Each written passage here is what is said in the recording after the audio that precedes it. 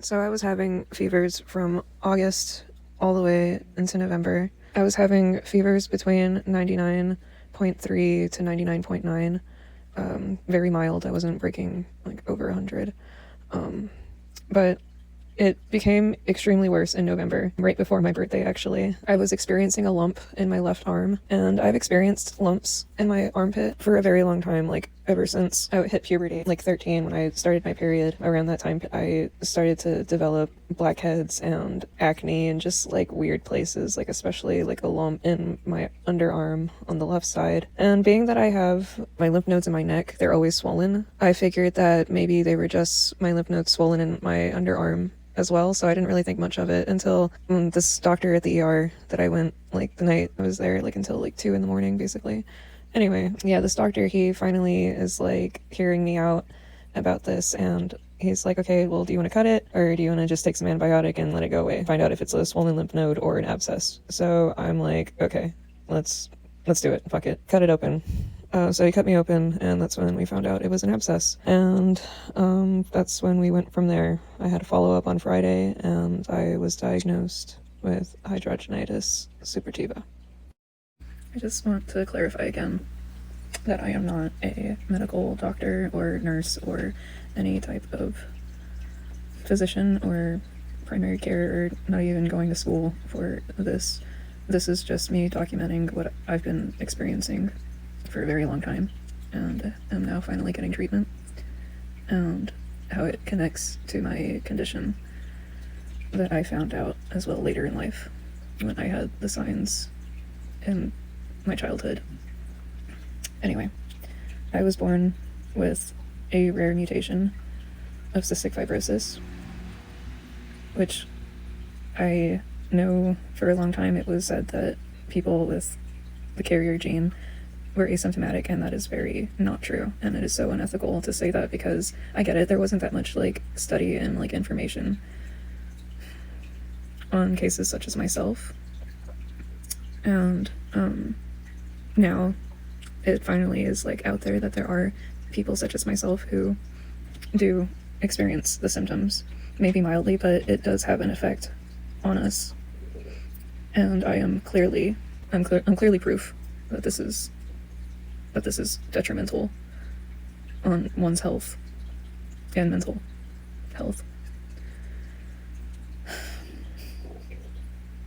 It's painful. Internally. That's all I can say.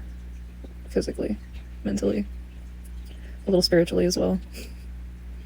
But I'm working through it. I have yet to fully accept that I have hidradenitis suppurativa.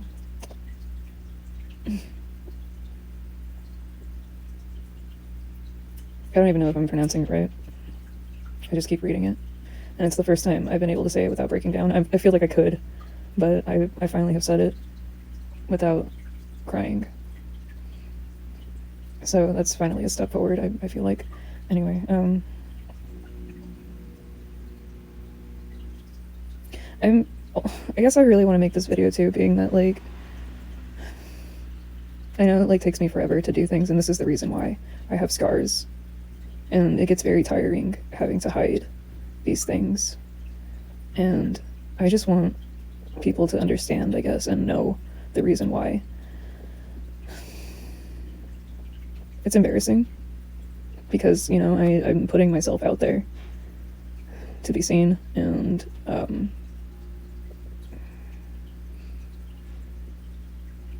it's hard. It gets really hard on my mental, because I don't want y'all to see that and like start like questioning and like thinking like assumptions and like all these things, because once you assume, you make an ass of you and me. That's one of my favorite sayings. But anyway, I just want people to understand that the reason why it takes me such a long time to do things is because I have illnesses. I have these illnesses, and it gets tough. It gets really tough, and I'm still here. I'm still going through it. I mean, I just started treatment for this, and I need to see a genetic specialist. I need a call tomorrow.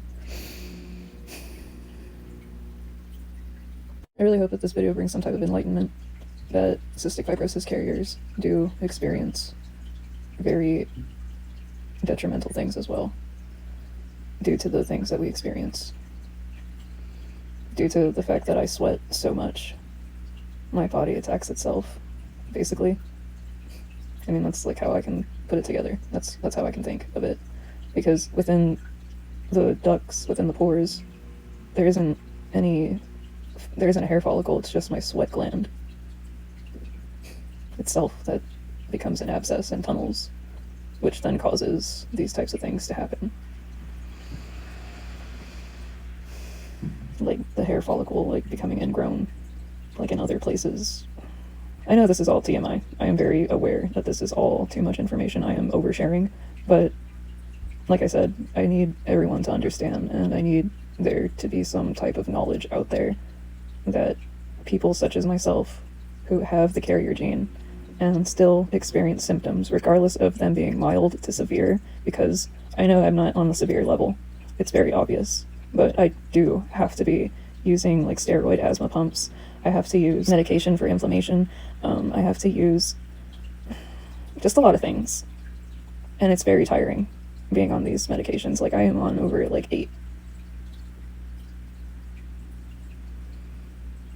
So that's one of the reasons why I've been kind of distant. One of them. I'm not going to stop making art. This isn't going to stop me from doing what I've been doing. Like, as much as I'm so, like, embarrassed by it, like, I'm about to start crying.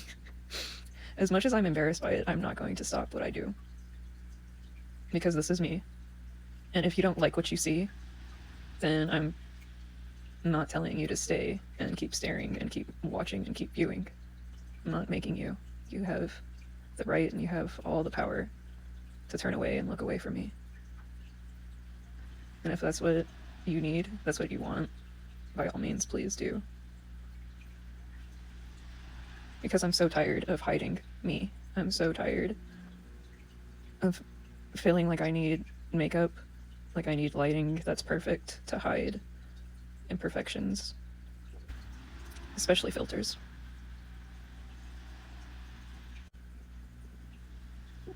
Here, I can't do this anymore. That's all I have to say on this, and like I said, I hope that this video is informing and can give everyone some type of understanding. Thank you for watching.